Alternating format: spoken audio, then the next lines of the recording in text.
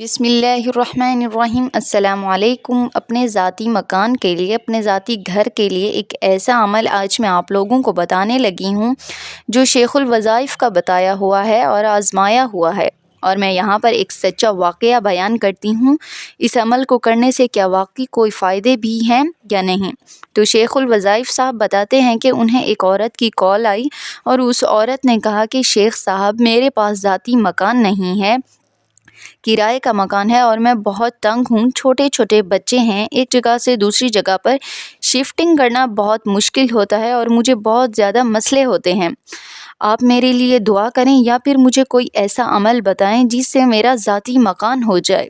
تو شیخ الوظائف صاحب بتاتے ہیں کہ میں نے اسے بتایا کہ آپ جب بھی وضو کریں، وضو کے درمیان میں جو دعا پڑھی جاتی ہے، جو دعا پڑھنا سنت ہے، آپ وہ ہمیشہ پڑھا کریں۔ اس دعا کو آپ جب بھی وضو کریں ایک بار نہ پڑھا کریں بلکہ اس دعا کو مسلسل پڑھا کریں، تو اللہ کے فضل و کرم سے آپ خود دیکھ لیں گی کہ اس دعا کو پڑھنے کے کیا فائدے ہیں۔ تو کہتے ہیں کہ کچھ عرصہ ہی گزرا کہ اس عورت نے دوبارہ کال کی اور کہا کہ شیخ صاحب، میرے پاس ایک گھر نہیں ہے، اب میرے پاس کئی مکان ہیں، اور وہ کس عمل سے میرے پاس آئے ہیں؟ آپ نے جو عمل بتایا تھا، آپ نے جو وضو کے درمیان والی جو دعا پڑھنے کو بتائی تھی، اور وہ دعا میں نے پڑھنا شروع کر دی تھی۔ اس دعا کے پڑھنے کے وسیلے سے اللہ تعالیٰ نے اتنی برکت دی ہے کہ میرے پاس ایک مکان نہیں بلکہ کئی مکان ہیں میرے پاس رہنے کے لیے۔ تو وہ کون سی دعا تھی میں آپ لوگوں کے ساتھ شیئر کرنے لگی ہوں۔